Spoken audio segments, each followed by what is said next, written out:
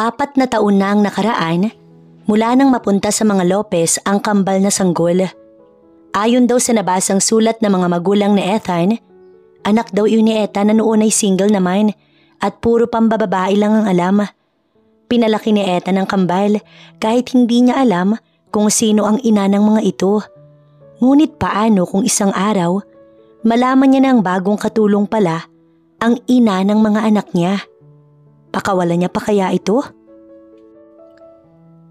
4 na taon na ang lumipas, simula nang gawin ni Steffi Areza ang pinakamabigat na desisyon sa kanyang buhay. Ang ipaubaya sa ama ng mga ito ang kambal niyang anak. Hindi dahil ayaw niya sa mga bata, kundi dahil sa hirap na dumating sa kanilang pamilya noon. Nang panahong yon, biglang nagkasakit ang kanyang tatay. Malaki ang nagastos. Wala silang pambili ng gamot at halos hindi na sila makakain ng maayos. Kumbaga, gipit na gipit sila.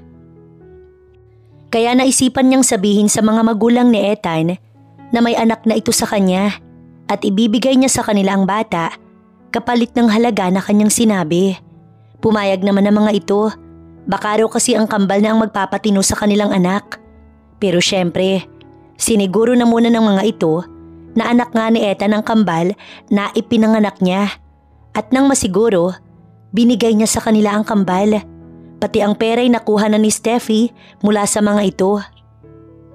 Pero sa loob ng 4 na taon, araw-araw siyang pinupunit ng konsensya at pangungulila. Hindi niya kinaya, hindi niya kinakaya. Nakatitig si Steffi sa lumang litrato ng kambal. Sanggol pa lamang ang mga iyon sa picture. Ngunit kilalang kilala niya ang bawat ngiti, bawat mata, bawat biloy sa pisngi kahit lumaki na ang mga ito. Mapa, hindi ko na kaya. Gusto ko nang makita at makasama ang mga anak ko. Umiiyak niyang sabi habang yakap ang larawan sa harap ng mga magulang. Nagkatinginan ang kanyang mga magulang.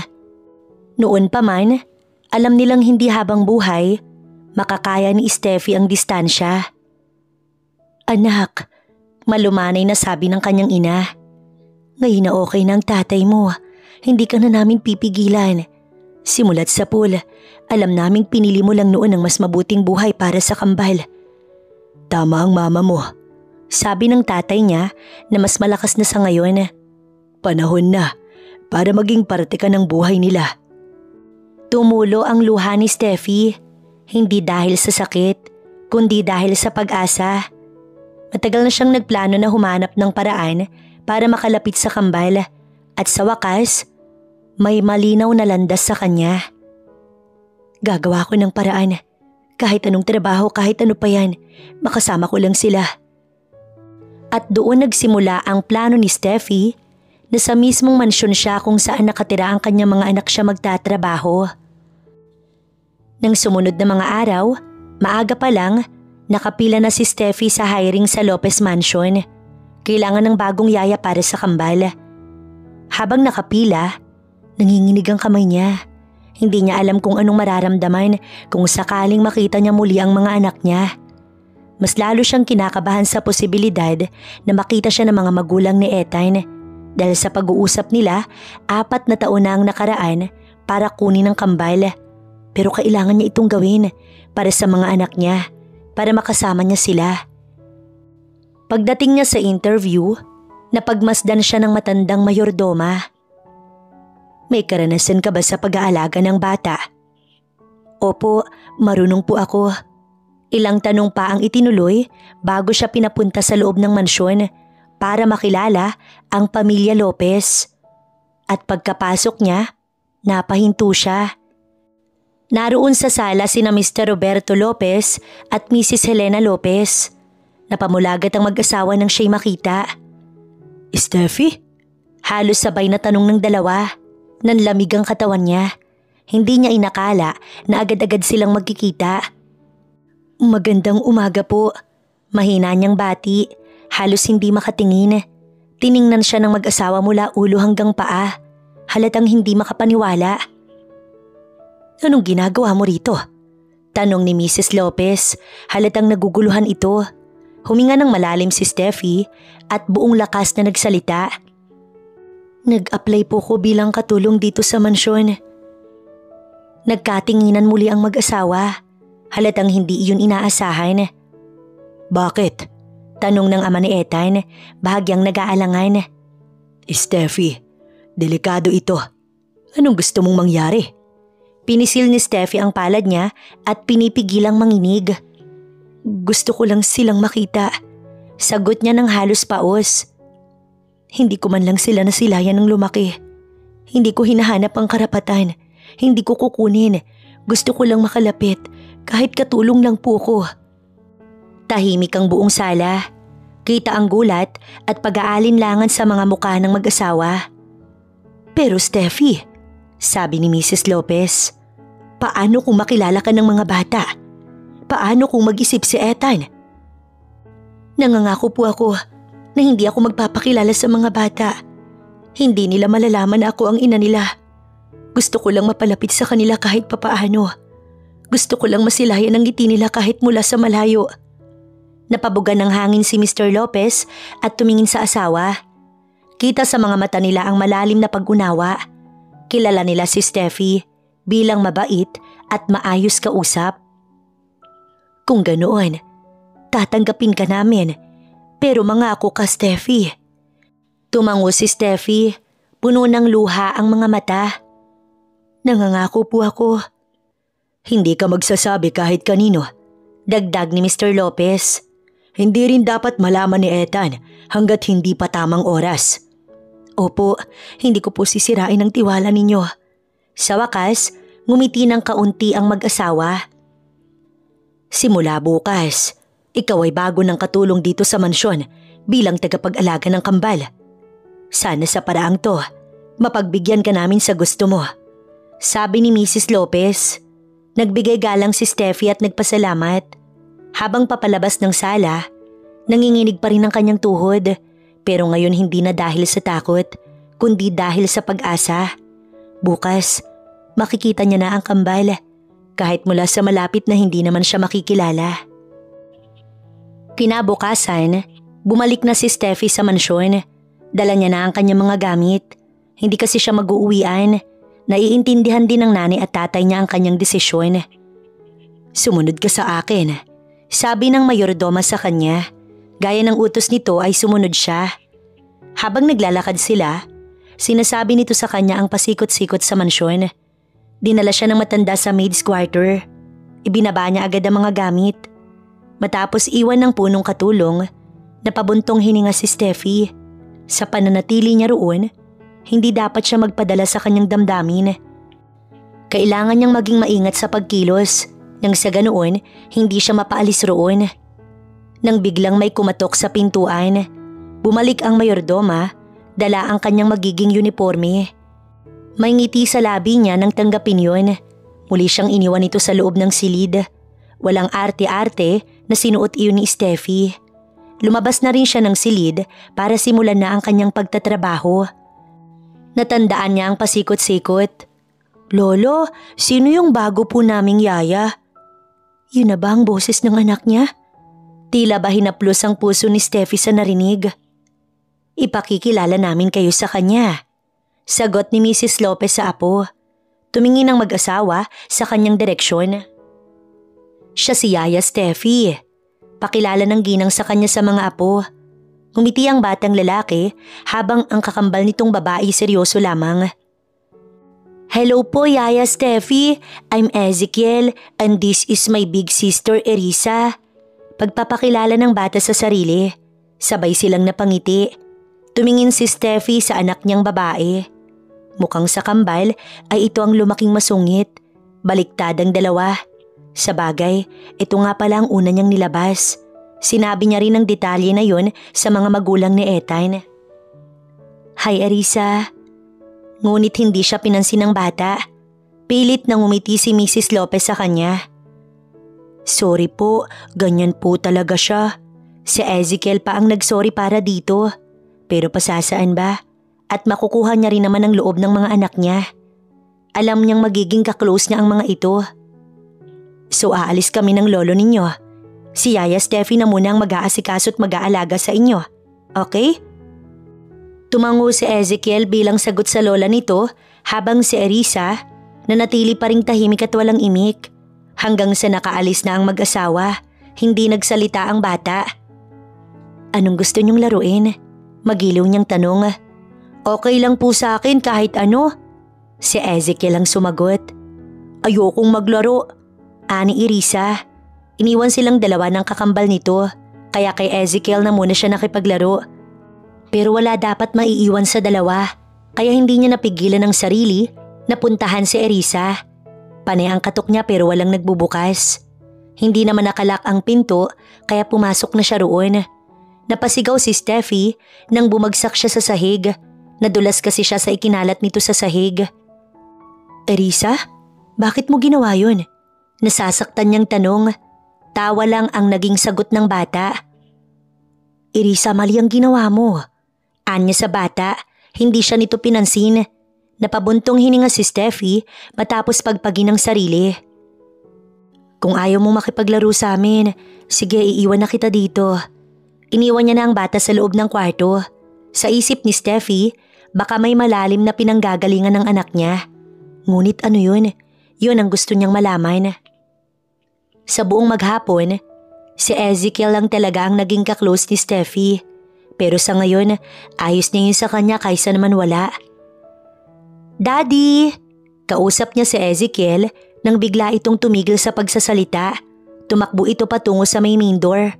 Nakita niya doon ang lalaking akala niya, hindi niya na makikita. Tumingin si Steffi kay Erisa, ngunit hindi man lang ito nag-abala na lumapit sa daddy nito. May sama ba ng loob ang bata sa ama nito? Yun agad ang tanong na tumakbo sa kanyang isipan. Sino ka? Tanong nito sa kanya. Tinanggal niya ang bara sa lalamunan. Bago pong tagapag-alaga ng mga anak niyo. Tumango ito't binaling ang tingin sa panganay na kambal. Erisa, baby? Ngunit bago pa makalapit ang ama nito, tumakbo na ang bata palayo upang hindi mahawakan ng daddy niya. Sabay nilang pinagmasdan ng bata na tumakbo palayo. Nagulat si Steffi nang ngumiti sa kanyang lalaki. Salamat sa pag-aalaga sa mga anak ko. Binuhat nito si Ezekiel na masayang kumaway sa kanya, kaya kumuway din siya pabalik dito. Labis na sayang na mayani kay Steffi. Kasama niya na ang mga anak niya na noon inakala niyang sa panaginip lang pwedeng mangyari. I'm Ethan Lopez, the twins' father. Pagpapakilala ng lalaki sa kanya, pero kahit hindi na nito yun gawin, kilala niya na rin ito. Steffi Aresa po. Pakilala naman niya sa sarili. Tumango lang ito. Nang gabing yon, ang mag-aama lamang ang sama-samang naghapunan. Hindi pa kasi nakakauwi si Mr. and Mrs. Lopez na umalis kanina. Walang magawa si Steffi kundi pagmasdan ang mga anak niya. Ate, bakit hindi ka kumakain? Tanong ni Ezekiel sa kakambal. Napatingin si Ethan sa anak. Nakita ng lalaki na hindi kumakain ng isa sa kambal. Hindi sumagot ang bata at tinignan lang ang daddy nito. Erisa, baby, is there a problem? Malambing na tanong sa bata pero hindi pa rin ito sumagot. Hanggang sa tumayo na ito at tumalis doon. Hindi naman siya napigilan ng ama ng kambal nang sundan niya ang bata. Erisa, bago pa nito maisarado ang pintuan, nakapasok na siya. Anong ginagawa niyo dito? Doon ka! Tinulak-tulak siya nito hanggang sa muli bumagsak siya sa sahig at naramdaman niya ang sakit sa kanyang puwetan. Napapikit si Steffi. Tinulak-tulak siya nito hanggang sa muli siyang bumagsak sa sahig at naramdaman niya ang sakit sa kanyang puwetan. Napapikit si Steffi. Pagmulat niya, nakita niya ang buong pag-aalala sa mukha ng bata. Yaya? Are you okay, Yaya? Yaya? Pumantay ito sa kanya. Ayos lang ako. Pilit siyang umiti rito. Hindi kumbinsido si Erisa kaya pinaupo siya ng bata sa kama. I'm sorry, Yaya. Sorry, bad girl ako. Gusto lang po kasi. Ano bang gusto mo, baby? Nagkatitigan silang dalawa ng bata. Pinunasan niya ang mga tumulong luha mula sa mga mata ni Erisa. Gusto ko po si daddy naman ang mag-alaga sa amin ni Ezekiel. Lagi na lang po kasi sa work ang inuuna niya. Tugon ito sa kanya. Hindi na napigilan ni Steffi ang sarili na yakapin ng bata na walang kaalam-alam na siya ang mami ng mga ito. Nakausap mo na ang bata? Nagulat si Steffi paglabas niya dahil nandoon ang lalaki. Mukhang kanina pa ito naghihintay doon para alamin kung anong kinalabasan ng paghabol niya kay Irisa. Tulog na po. Gusto lang po ng bata, sir, na kayo naman po ang mag-alaga sa kanila. Anya at iniwan na ito doon. Pagbaba niya, naabutan niyang kalong ni Mr. Lopez si Ezekiel na may hawak na mga laruan. Tingin niya ipasalubong ng lola at lolo. Iha, anong sinasabi ng aking apo? Hindi daw kumain si Irisa. May pag-aalalang tanong ng ginang. Matapat naman niyang sinagot ang tanong nito.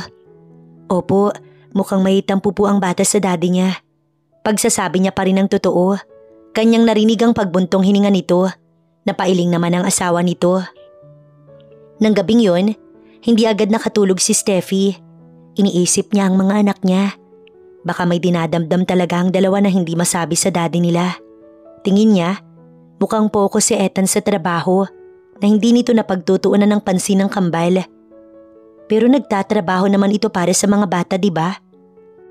Sana lang dahil sa pinaalam niya, bumawi na ang mga ito sa anak. Kinabukasan, maaga siyang gumising.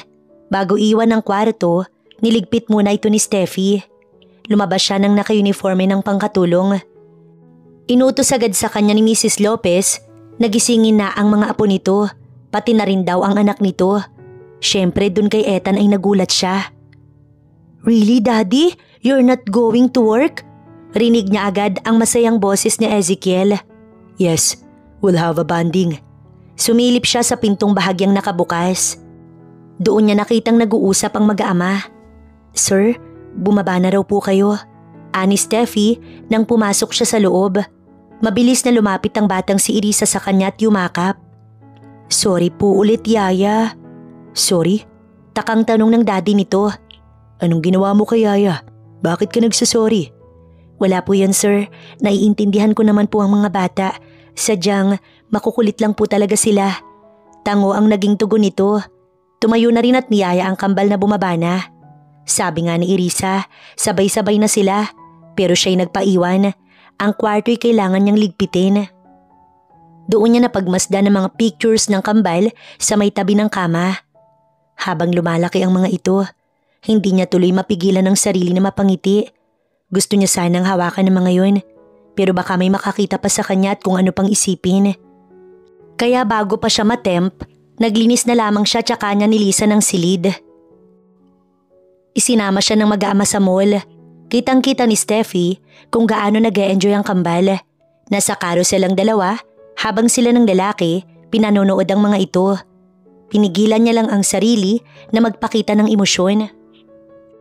I was so busy working para sa future nila, not knowing na may dinaramdam na pala sila sa akin. Napatingin siya kay Ethan. Wala siyang masabi. Hindi rin alam ang sasabihin. Baka kasi kung ano pa ang masabi niya. Daddy, tara na po. Kumapit si Irisa sa kamay niya. Si Ezekiel naman ay sa daddy nito. Kung titignan sila gamit ang mga mata ng ibang tao, hindi talaga mahahalata na nandoon siya bilang isang yaya. Para bang isa silang masaya at buong pamilya.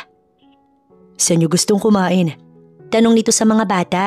Nagkatinginan ng kambal bago binalik ang tingin sa kanilang daddy. Jollibee, Daddy. Okay lang po. If that's what you want. Sa sobrang kasiyahan, nagtatalo ng kambal. Napangiti na lang si Steffi. Sir, ako na pong mag-order. Ngumiti ito't tumanggi. Ako na. Pabantayan na lang mga kambal. Sumunod naman siya rito. Binantayan niya ang kambal habang ito ay nagtungo na sa counter. Baby, bakit ganyan kang makatingin? Tanong niya kay Irisa. Nakita niya kasi na masama ang tingin nito sa amang nakikipag-usap sa babaeng cashier. I don't like po yung tingin niya kay daddy ko. May halong inis nitong sabi. Bakit naman? I don't want to have another mommy. Bakit? Nasan ba ang mommy? Wait na lang natin. Nakabalik na si Ethan. Hindi niya tuloy na itanong pa ang nais itanong kay Irisa. Maya-maya pa, dumating na ang kanilang order. Sabay-sabay silang kumain.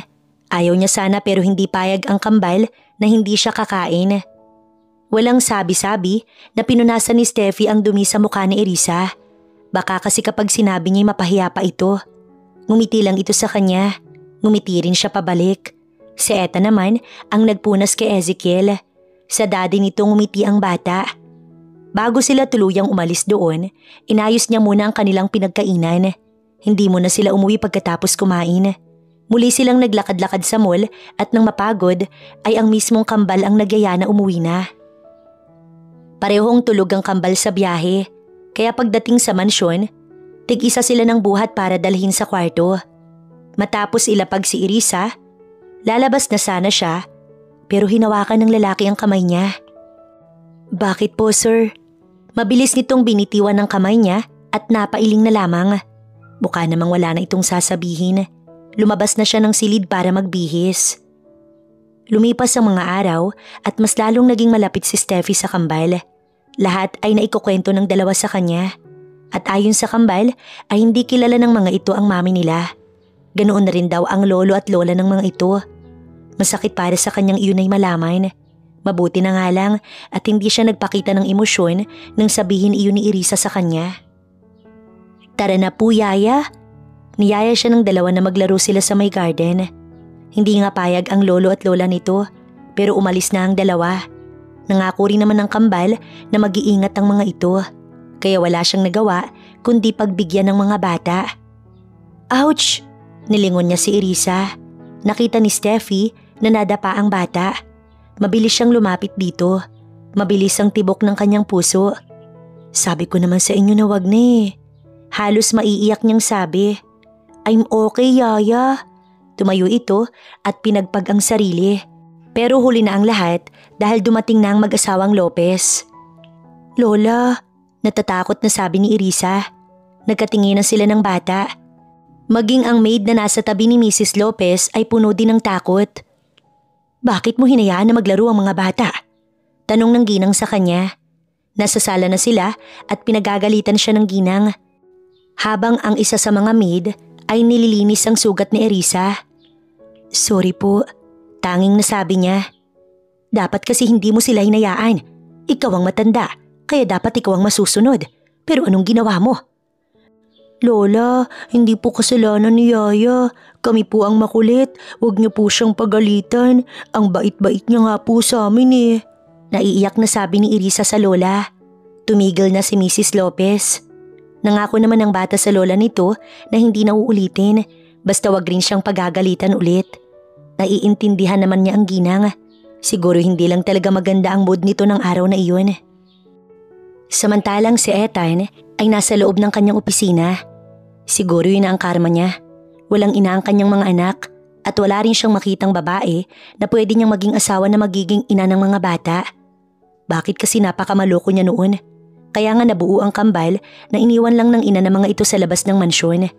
Basta umuwi siya noon at ang sabi ng mga magulang niya, may nag-iwan ng 2 sanggol na siya nga raw ang ama.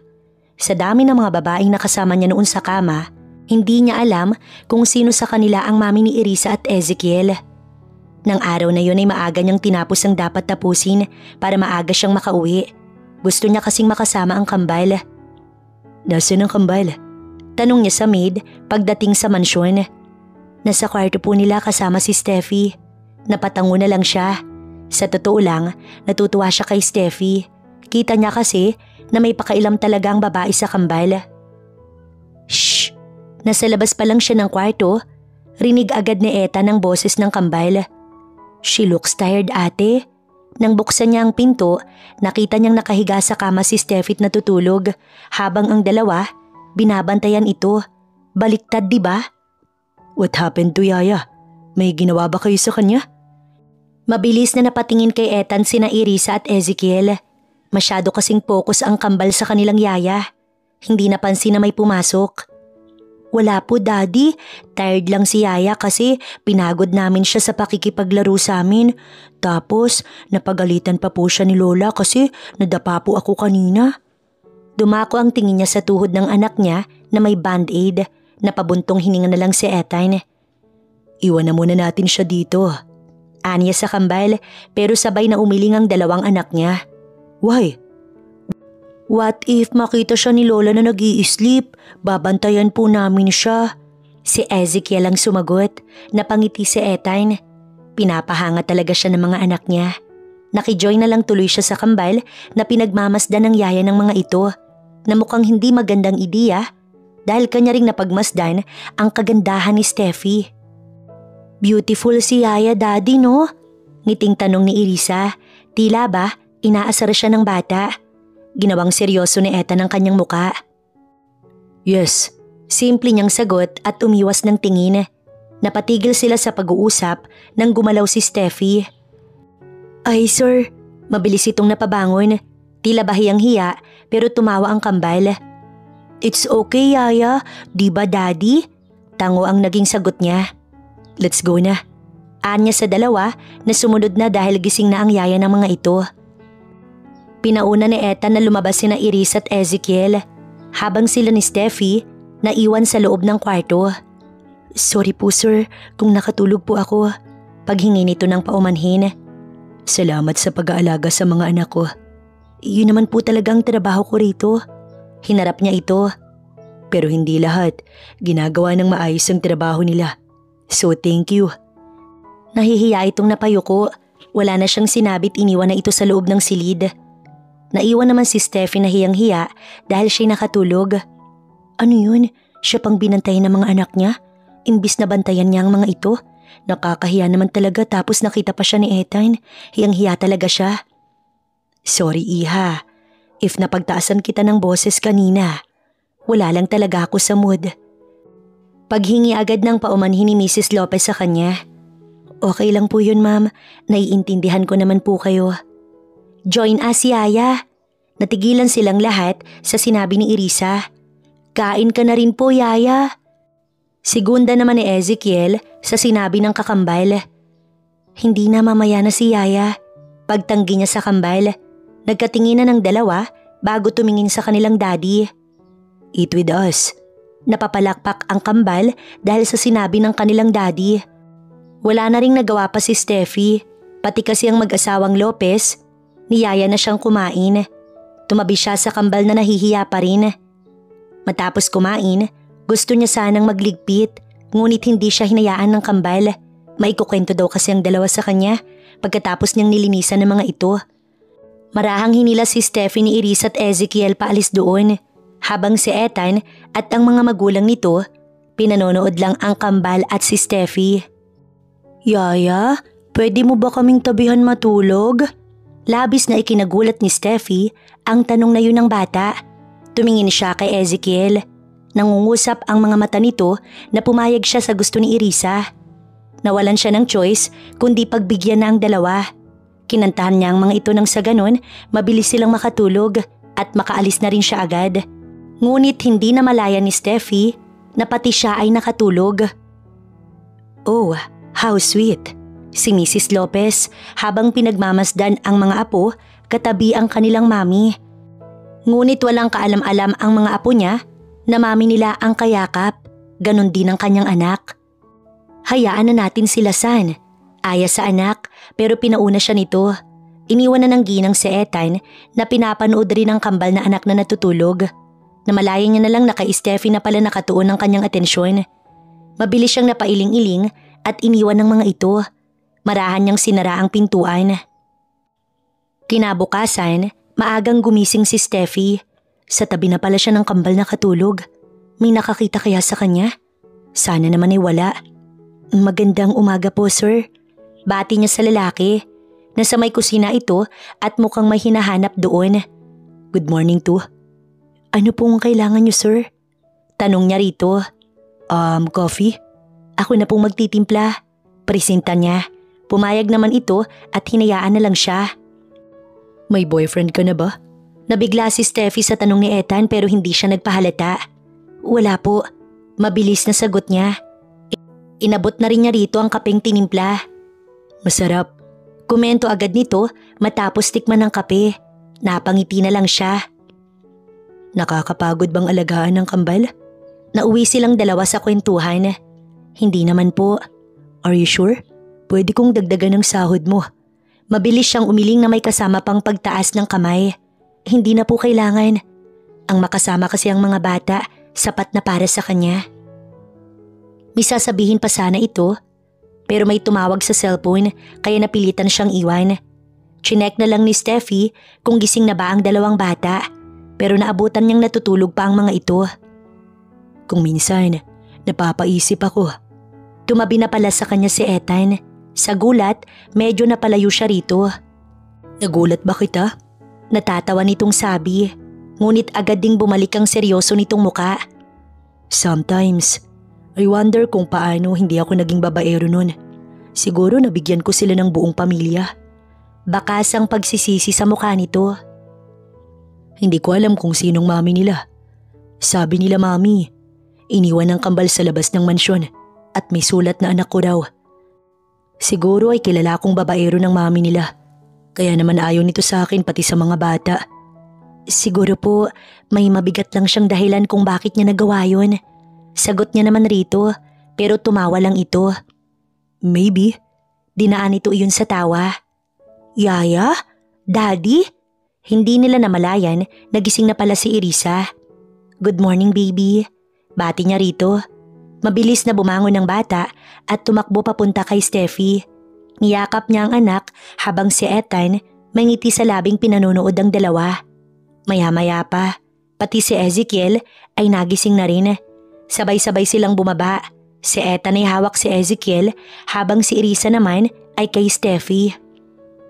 Ang mag-asawang Lopez na nakita ang senaryong yun, nagkatinginan na lamang.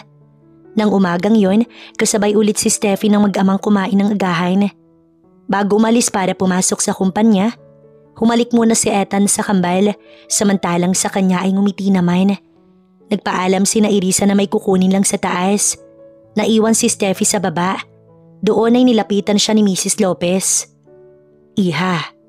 Ma'am, kinakabahan niyang sabi, huwag mo sanang makakalimutan ang ating usapan. Nawala ang saya sa mukha niya. Hindi po, sapat na po sa akin na malapit ako sa mga anak ko. Napangiti ito't siya'y niyakap. Ayaw lang naming mag-asawa na magalit ang aming anak sa amin. Naiintindihan ko po. Labag sa loob niyang sabi, dahil sa totoo lang, gustong-gusto niya nang sabihin ng totoo kahit kay Ethan na lamang. Kinakain na kasi siya ng konsensya. Ngunit kapag ginawa niya yon, baka magalit naman sa kanyang mag-asawang Lopez. At ang mas malala pa, pati si Ethan na maging dahilan para hindi niya na makasama ang kambal. Kinabukasan, gusto ng kambal na dalawin ng daddy nila sa kumpanya. Kaya siya ang kasakasama ng mga ito. May dala silang tanghalian para kay Ethan na mismong mami nito ang gumawa.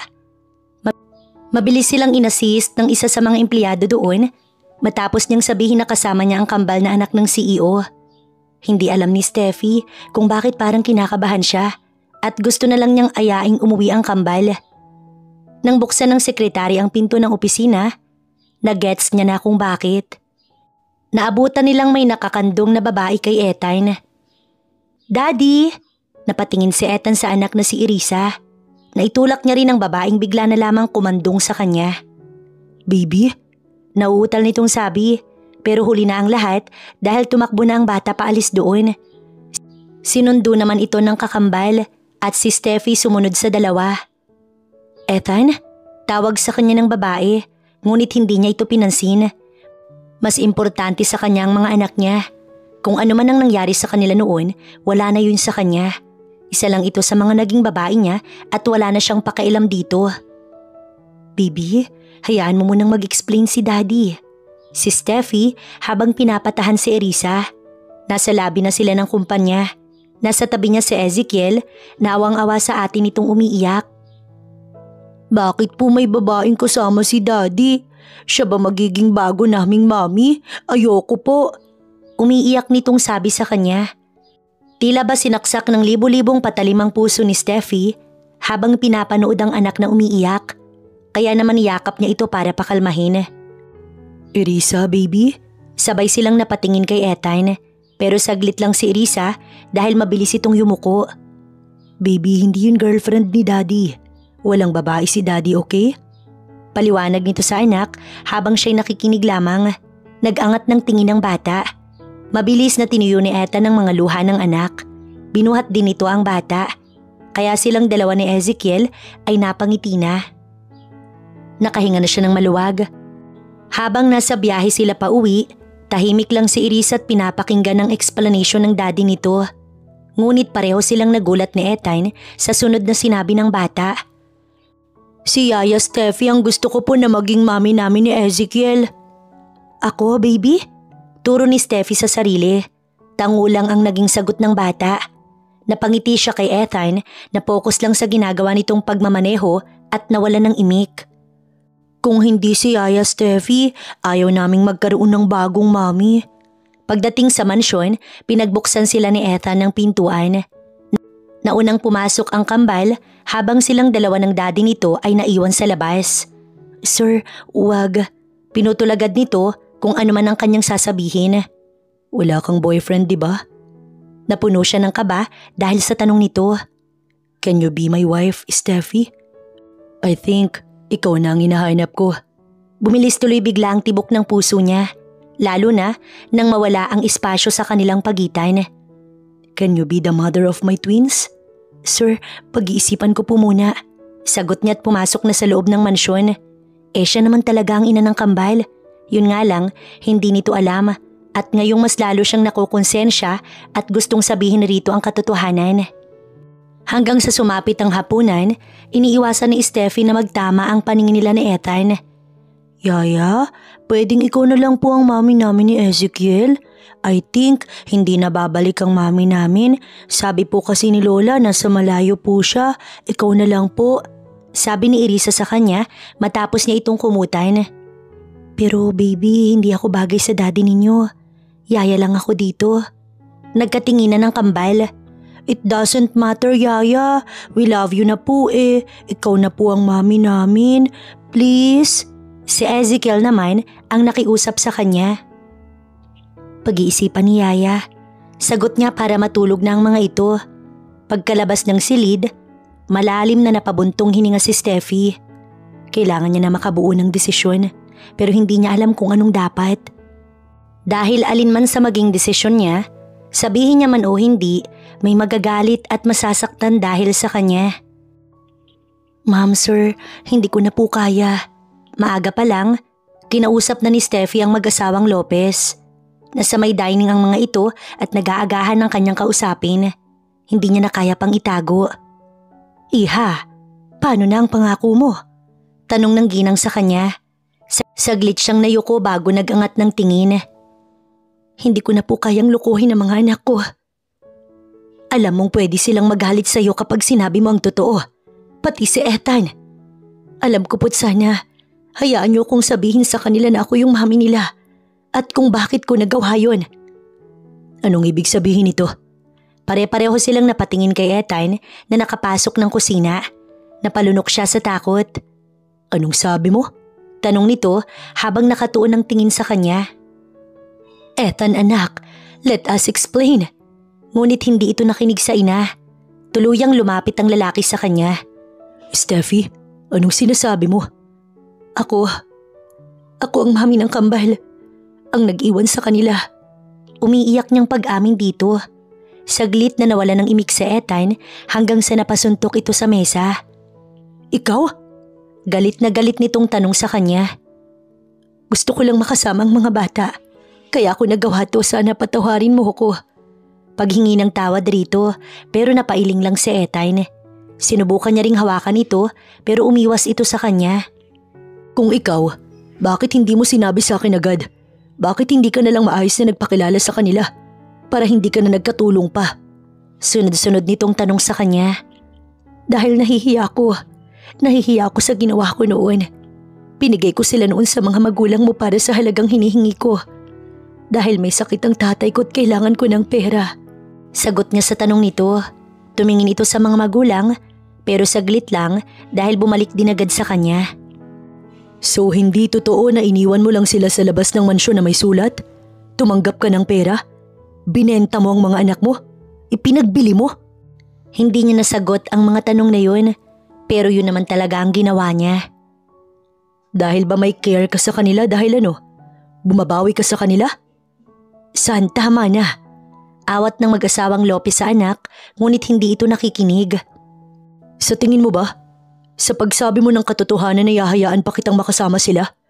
Tumingin si Steffi sa mga magulang ni Ethan. Wala silang magagawa dahil ako ang ama. May chance ka para sabihin sa akin ang totoo.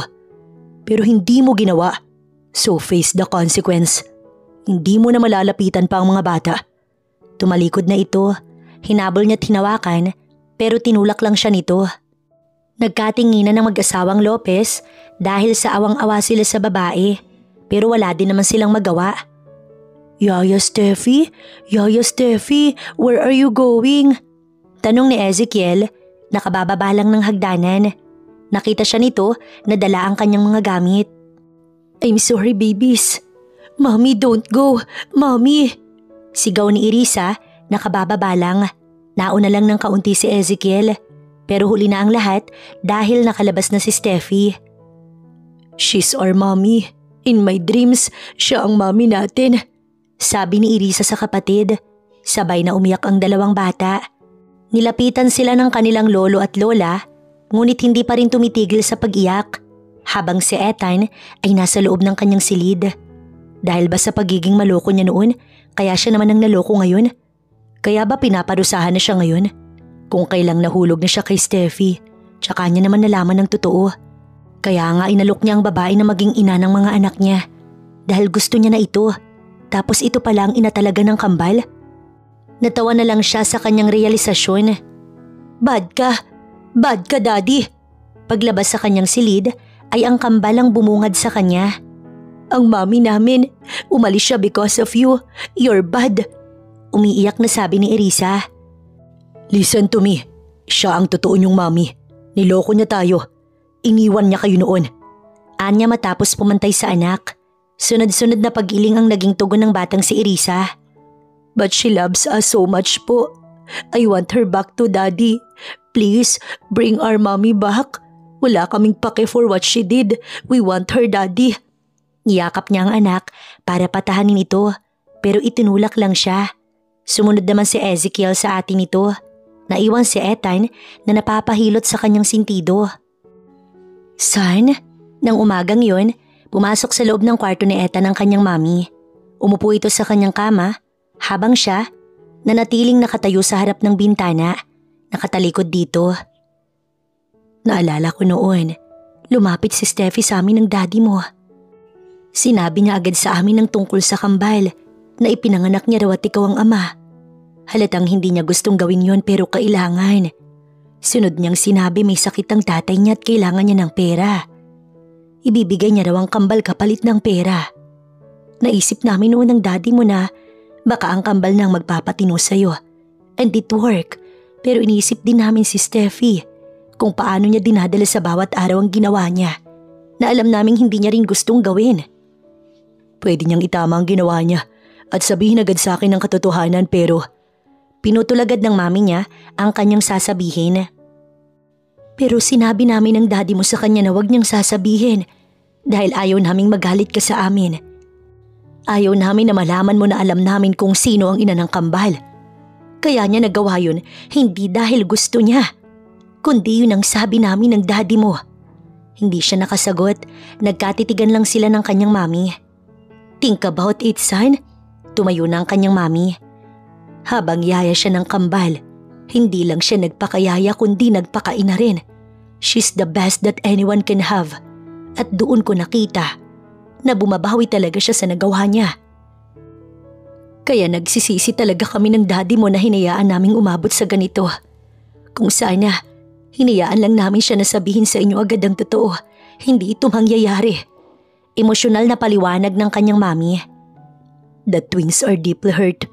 Mas lalo pa itong naiyak nang banggitin ng kambal. Kasama na nila ang mami nila, pero nawala pa. And it's our fault. But I believe you're the one who can bring her back para mabuo kayo, anak. Tinapik pa nito ang kanyang balikat bago siya iniwan sa kanyang kwarto. Saglit pang nanatili si Ethan sa loob ng kanyang kwarto bago siya lumabas para puntahan ng kambal na anak. Sir, hindi po kumakain ng kambal. Sabi ng isa sa mga maid sa kanya. Ito ang nagdala ng pagkain sa kwarto ng dalawa. Kaya siya na mismong nagtungo sa kwarto ng mga ito. "We don't want to eat, Daddy. Si Mommy ang gusto namin." Pagpasok niya pa lang, yun agad ang sinabi ni Irisa. "You need to eat para may energy kayo."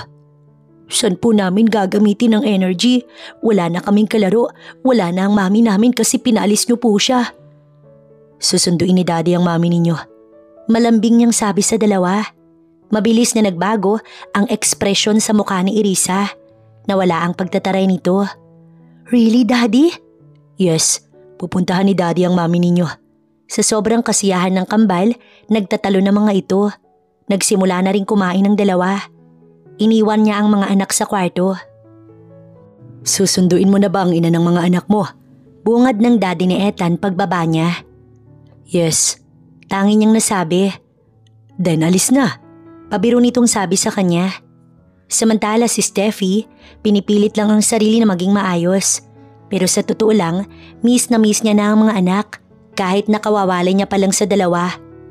At aminin niya man o hindi, nahulog na rin siya kay Ethan kaya labis siyang nasaktan sa mga sinabi nito sa kanya.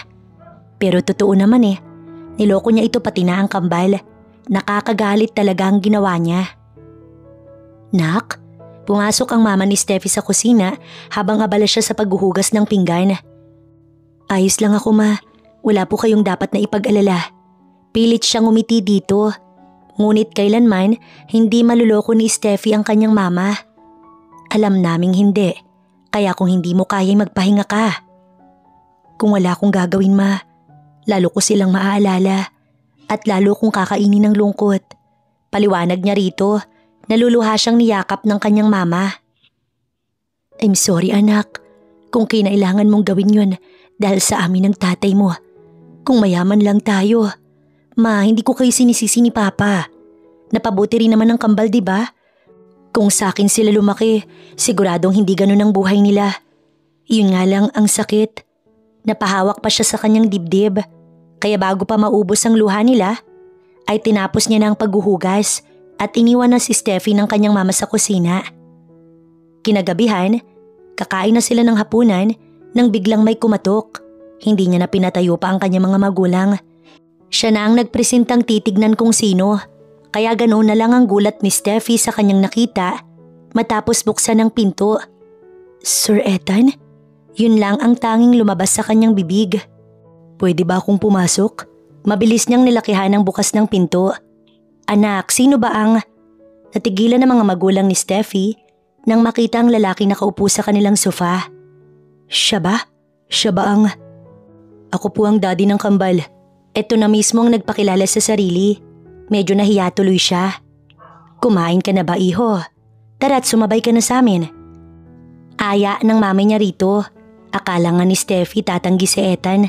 Ngunit hindi. Sumunod ito sa kanila sa hapag. "Miss ka na agad ng kambal. I'm sorry sa mga nasabi ko sa'yo. Nadala lang ako ng damdamin ko." Nagkatinginan tuloy ang kanyang mama at papa. Pero hindi na muna siya nagsalita para makakain na muna sila. "Iho, kamusta ba ang mga apo namin? Mabubuti ba silang mga bata?" "Opo," mabilis na sagot ni Ethan. Napuno ang kanilang hapunan ng kwentuhan tungkol sa kambal hanggang sa natapos sila sa pagkain. "Naiintindihan ko na ngayon kung bakit hindi mo agad nasabi sa akin," sabi nito habang pinanonood siyang magligpit. "Naiintindihan ko ang naging reaksyon niyo, sir. Dahil nakakagalit naman talaga ang ginawa ko. But the words are too much." Tinigil niya ang ginagawa niya. Nagkatinginan sila. "And pwede bang wag mo na akong tawaging sir? Kung yan ang gusto mo," sabi na lang niya matapos ilapag ang mga pinggan sa lababo. Wala na rin siyang sinayang na oras at sinimulan na iyong hugasan. "Sasama ka na ba sa akin pagbalik ko?" Tanong agad nito matapos niyang maghugas. Tinuyo muna ni Steffi ang mga kamay niya. "Alam na ba nila na ako yung mami nila? Galit ba sila sa akin?" "Hindi. Ang gusto lang ng dalawa'y makasama ka." Mabilis nitong tugon. Inaya niya naman ito na sa sala sila mag-usap. "Anong nangyari sa pag-uusap ninyong dalawa?" Bungad ng mga magulang niya sa sala. "Sasama po sa akin si Steffi pabalik." Pala desisyon nitong sabi. "Mabuti kung ganon. Pero pwede bang mag-request na pagbalik nyo rito, kasama na ninyo ang aming mga apo? Request ng nanay niya na tinanguan naman agad ni Ethan. Matapos niyang magbihis at magpaalam, lumabas na sila ng bahay. Steffi? Napatingin siya rito pero wala itong sinabi, kaya binalik niya ang tingin sa may bintana. Nakatulog si Steffi habang sila ay nasa biyahe, kaya malaya itong napagmasdan ni Ethan at pinasandal pa ang babae sa kanyang balikat. Nakita niya na lang din ang sarili na napapangiti na lamang at hindi niya alam kung bakit at ngayon lang. Pero biglang nag-flashback sa kanya noong nangyari. Kung ganun siya kalasing at ganun din si Steffi, na alam niyang kung nasa tamang wisyo, hindi papatol sa isang tulad niyang babaero. Pero dahil sa tama ng alak at init ng katawan, naisuko nito ang sarili sa kanya. Nagising si Steffi dahil sa mahihinang tapik ni Ethan. Napasandal na pala siya sa lalaki. I just want to know kung bakit lasing na lasing ka ng gabing yun. Sabi sa kanya ng lalaki habang ito ay nagmamaneho. Treat yun ang katrabaho ko sa akin na akala ko kaibigan ko pero gusto lang pala akong masira para makuha niya ang pwesto ko. Ayun, nagtagumpay naman siya. Nai-video niya na may nangyari at nabuntis ako. Nagtagpo ang kanilang mga mata. Pinagsisisihan mo ba yun? Nung una, oo, pero ang pinaka-pinagsisisihan ko ay ang pag-iwan ko sa kambal. Wala na itong sinabit, nag-focus na sa ginagawang pagmamaneho. Pagdating sa mansyon, pinagbuksan siya nito ng pinto. Inalok nito ang kamay sa kanya, ngunit hindi siya doon humawak. Sabay silang pumasok sa mansyon. Habang papasok pa nga, ay may kaba pa rin sa dibdib ni Steffi. Thanks God, you're back. Mabilis na lumapit si Mrs. Lopez sa kanya at siya'y niyakap. Mukhang hinintay talaga ng mga ito na makabalik muna siya bago matulog ng gabing yun. Ngayong nandito ka na'y makakatulog na kami. At ayun nga na-confirm, hinihintay talaga nila ang pagbabalik niya. Nagpaalam ng mag-asawa sa kanila na matutulog kaya silang dalawa ni Ethan na iwan sa living room. Sleep beside the twins. Sabi nito sa kanya. Salamat. No need to say thank you. Karapatan mo na makasama sila. Pero hindi na napigilan ni Steffi ang sarili. Napayakap siya kay Ethan pero saglit lamang. Iniwan niya din agad ang lalaki para puntahan ng kambal. Tumabi si Steffi sa kambal na tulog na tulog. Well, at least, magigising ang mga ito kinabukasan na katabi siya. Yakap-yakap niya ang mga anak nang siya ay matulog. Yakap na nagsasabing hinding-hindi niya napakakawalan pa ang mga ito. Kinabukasan, nagising si Steffi dahil pakiramdam niya ay may nanonood sa kanya. Nang imulat niya ang mga mata, nakita niya ang kambal na anak na pinapanood siyang matulog. Mommy! Mabilis siyang niyakap ng dalawa kahit nakababangon pa lamang. Sinuklian niya naman iyon ng yakap. Gising na pala kayo. Si Ethan nakapapasok lang ng kwarto. Bumaba si na Iris at Ezekiel sa kama para yakapin ang kanilang daddy. Thank you daddy dahil binalik mo si mommy sa amin. Pasasalamat ng mga ito sa kanilang daddy. Masaya niyang pinanonood ang mag-aama. Hindi ka naaalis mommy, diba? Dito ka na lang po, diba? Tango ang naging tugon niya sa kambal. Nagtatatalon tuloy sa sobrang kasiyahan. Let's eat. Nakaluto na ako. Aya sa kanila ni Ethan. Sumunod naman silang mag-iina rito.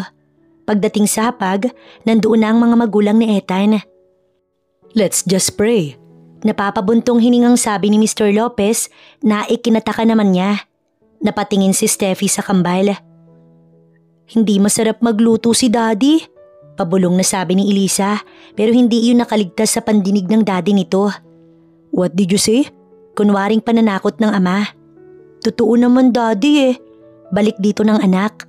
Napakamot na lamang ng ulo si Ethan dahil sa talo ito sa mga ito habang ang magulang niya natatawa na lang din. Di ba mommy?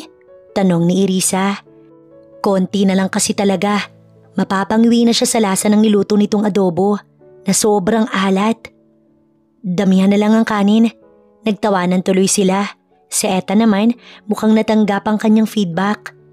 Pagkatapos kumain, magliligpit sana si Steffi pero hindi siya hinayaan na mag-aama dahil ayon sa kanila hindi na raw siya yaya. Wala naman siyang magawa kundi ang sumunod na lamang. Daddy, malapit na po ang birthday namin, di ba? Oo nga pala, Malapit ng November 27 kaya magbe-birthday ng kambal. Yes, malapit na, sagot ni Ethan. Tumingin sa kanya sina Iris at Ezekiel. Gusto po namin daddy na malaman ng lahat kung sino po yung mami namin.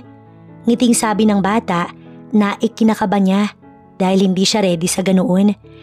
Nagkatinginan silang dalawa ni Ethan. It depends to your mommy kung gusto niya ang ganoon. Maybe it's uncomfortable for her. Nagpa-cute ang kambal sa kanya. Wala na tuloy nagawa si Steffi kundi ang pumayag na lamang. Sa living room sila nagdiretso. Doon sila nagkwentuhan bilang mag-anak. Kalong niya si Irisa habang kalong naman ni Ezekiel si Ethan. Habang ang mag-asawang Lopez, masayang pinapanood ang mag-anak na talaga namang nag-e-enjoy. Sa sumunod na mga araw, nag-prepare na ang lahat para sa gaganaping birthday ng kambal dahil sa isang 5-star hotel gaganapin yun. Ayon nga kay Ethan, ipasusundo nito ang kanyang mga magulang at kung maaari, doon na rin daw tumira sa kanila ang mga ito. Nang araw na yon, kasama niyang nagtungo sa company ang kambal. Hindi na bilang yaya ng mga ito, kundi bilang mami nila. Gulat na gulat nga ang mga empleyado dahil sa bagong pagpapakilala ng kambal sa kanya. Lalo na yung masasabi mo talagang mga inggitera. Pero pagdating nila sa opisina ni Ethan, naabutan nila itong kausap na naman ng babaeng naabutan nila noong nakaraan na nakakandong dito. But this time, may kasama na itong bata. Believe me, Ethan, anak mo si Joshua. Ang batang kasama nito ang tinutukoy. Akala ni Steffi, magagalit na naman ang bata sa daddy nito. Pero nagulat na lang siya nang lumapit ito sa babae at sa bata. Matagal nitong pinagmasdan ng bata tsaka nagsalita. Hindi namin siya kamukha ni Ezekiel. He's not our brother. Bastos kang bata ka. Akmang sasaktan sana ng babae ang anak niya. Pero mabilis na nahawakan ni Steffi ang kamay nito. Tsaka niya iyon pabalyang binitiwan dahil sa sobrang inis na nararamdaman niya. Wag na wag mong sasaktan ang anak ko. Gigil niyang sabi. Ngumiti lang ang babae. Ikaw ba ang mami niyan? Kaya pala mana sa'yo. Cheap. Mas lalo patuloy na dagdagan ang inis niya rito. Isang malakas na sampal ang pinagkaloob ni Steffi sa babaeng makapalang muka. How dare you? Akmang sasampalin sana siya pero si Ethan ang humawak dito kaya hindi nito nagawa ang nais. Mommy, let's go stop lying na. I have my own daddy. Sabay-sabay silang napatingin sa batang lalaki. Napangisi naman siya samantalang si Ethan ay napangiti naman habang ang babaeng makapalang muka hiyang-hiya na. Isinama nito ang anak paalis doon. Pangit, pangit. Sabi ni Irisa nang makaalis ang mag-ina. Nagkatinginan naman silang dalawa ni Ethan. Pero siya ang mabilis na napaiwas ng tingin. Oo, may nararamdaman siya rito. Pero may karapatan ba siyang magselos? Siyempre wala dahil wala naman silang relasyon at kumbaga parang co-parenting lang ang ginagawa nilang dalawa. Si Ethan naman hindi alam kung anong klaseng paliwanag ang gagawin niya. Siguradong galit sa kanya si Steffi pero mamaya na lamang. Sa mansyon na lamang sila mag-uusap. Kinagabihan, matapos patulugin ng kambal, lumabas na muna si Steffi ng kwarto. Pero laking gulat niya nang paglabas niya, bumungad sa kanya si Ethan. Mukhang kanina pa ito naghihintay doon na lumabas siya ng silid. Iinom ako ng tubig, paalam niya sa lalaki. Pero hinawakan siya nito para mapabalik sa kaninang kinatatayuan niya. I like you, Steffi. No, I already love you. Bigla ang pag-amin dito sa kanya kaya talagang hindi niya inaasahan. Nakainom ka ba? Inilapit nito ang bibig sa kanya. Hindi. Mahina niyang tinulak palayo ang mukha nito dahil sapat na ang lapit ng mukha nito sa kanya para mapatunayan na hindi nga ito nag-inom. Matutulog na pala ako. Muli ay pagdadahilan niya pero hindi pa rin siya nakaligtas mula sa lalaki. Can you sleep by my side just for tonight? Ethan, ano bang? Lumapit ang labi nito sa kanya. Walang nagawa si Steffi kundi ipikit na lang ang kanyang mga mata at damhin ang halik na binibigay nito sa kanya. Just for tonight, please. At tila na-hypnotize siya sa ginawa ng lalaki kaya naman napapayag siya sa kagustuhan nito. Kinabukasan, Maaga na lang nang gumising si Steffi bago pa sila mahuli ng kambal. Mabuti na lang talaga at pagbaba niya, hindi pagising ang kambal. Iha, where did you sleep last night? Natigilan siya sa ginagawang pagtitimpla ng kape dahil sa tanong ng mami ni Ethan sa kanya. Sa kwarto po ng kambal. Pagsisinungaling niya. Sumilip ako doon pero wala ka. Sumilay ang nakakalokong ngiti sa mukha ng ginang. Natulog ka ba sa kwarto ng anak ko? Good morning, mom. Good morning, wife. Humalik sa kanyang pisngi si Ethan habang ang mami nito napapangiting pinapanood sila. Hiyang-hiya tuloy siya. Hey, why? Nakakahiya. Ngumiti lang si Ethan at siya'y niyakap. You are mommy's mommy po? Tanong ni Irisa sa kanyang mama. Napangiti na lang si Steffi nang yakapin ng mama at papa niya ang apo ng mga ito. Sa susunod kasi na araw, birthday na ng kambal. Kaya nga pinasundo na ni Ethan ang kanyang magulang. Nice to meet you, balae. Bati ng mami ni Ethan sa magulang niya at sunod na bumati ang asawa. Ang saya ngang panoorin na magkakasundo na agad ang kanyang mga magulang.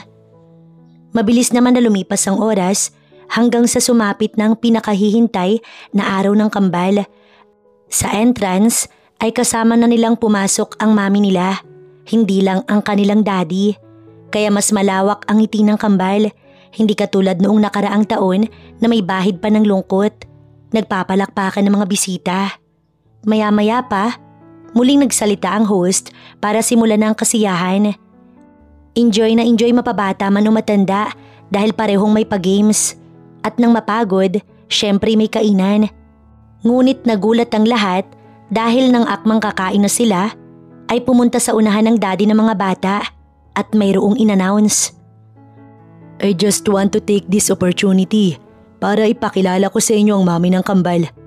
Mahabang kwento, but let's make it short. Ang babaeng nagpabago sa buhay ko at ang tanging nagpatibok ng puso ko. Sa sobrang kilig, naghiyawan ng mga bisita. Lumapit naman si Ethan kay Steffi na nasa table kung saan nandoon ang mga anak nila. Siyempre bago gawin yon, nagpaalam na si Ethan sa kambal kung pwede niya iyong gawin sa birthday ng mga ito. Hindi naman kasi porke siya ang daddy, siya na ang masusunod. Hoy teka, ano bang ginagawa mo? Si Steffi na hindi alam kung matutuwa ba o ano. Bigla na lang kasing lumuhod si Ethan sa kanyang harapan at medyo nakakahiya yun dahil sa daming tao. Steffi Aresa, will you marry me? Napatakip siya sa kanyang bibig kasabay noon ang pagtulo ng kanyang mga luha at pagtingin sa mga magulang nila ng lalaki na naka-thumbs up at halatang todo suportado sa kanila. May choice pa ba ako? May anak na tayo. Dahil sa naging sagot niya, mabilis nitong isinuot ang diamond ring na alam niyang grabe ang halaga. Matapos isuot, tumayo na ito't hinagkan ng kanyang labi sa harap ng mga bisita. Sila patuloy ang naging bida sa birthday party ng kanilang mga anak na gustong-gusto naman ng dalawa. Matapos ang nakakakilig na pangyayari, nagsimula ng kumain ng lahat. Ganon din sila Ethan na pagkatapos subuan ng kambal ay silang dalawa naman ang nagsubuan. Natatawa na nga lang ang magulang nilang dalawa, lalo na kay Ethan. Matapos kumain, agad siyang niyaya ni Ethan na sumayaw. Pero sinabi niyang ang anak na muna nilang si Irisa ang isayaw nito habang siya naman si Ezekiel ang kasayaw. Mabilis na natapos ang mag-ama at silang mag-ina kaya siya naman ang isinayaw ni Ethan. Habang ang kambal ay isinasayaw ang isa't isa. Sa gabing yon, walang hanggang saya ang nararamdaman ni Steffi. Kasama ang kanyang kambal na anak at daddy ng mga ito na ngayon ay mapapangasawa niya na dahil soon to be Mrs. Lopez na siya. Hindi malaman ni Steffi kung anong mararamdaman habang inaayusan para sa kanyang kasal. Kanina pa nanginginig ang kanyang mga daliri. Pakiramdam niya, tatakbo ang buong kaluluwa niya palabas ng kanyang katawan. Hindi niya akalain na darating ang araw na iyon, na siya, ang babaeng minsang nagpanggap bilang yaya, ay ngayon nakasuot na ng puting bestida at ikakasal sa lalaki na kasama niya lang ng isang gabi noon. Anak, ang ganda mo, bulong ng kanyang mama. May luha pang tumulo sa gilid ng mata. Ma, kinakabahan ako, bulong ni Steffi habang pinipisil ang laylayan ng gown niya. Normal lang yan, pero tandaan mo, araw mo to, okay? Sagot ng mama niya, sabay haplos sa kanyang pisngi. Pagbukas ng pinto ng simbahan, halos tumaas ang lahat ng balahibo ni Steffi. Parang humaba ang aisle, parang tumigil ang mundo. Nandoon ang mga bisita, nandoon ang mga empleyado ni Ethan. Nandoon ang dalawang magulang nila at ang kambal, pero higit sa lahat, nandoon si Ethan.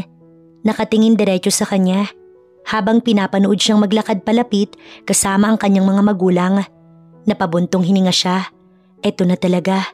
Habang naglalakad siya, unti-unti ring bumabalik lahat.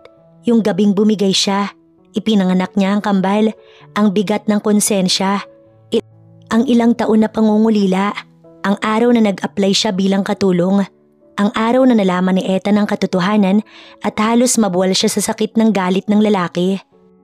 Pero heto sila ngayon, ikakasal na. Pagdating niya sa harap, hinawakan ni Ethan ang kamay niya. Mahigpit at parang ayaw siyang pakawalan.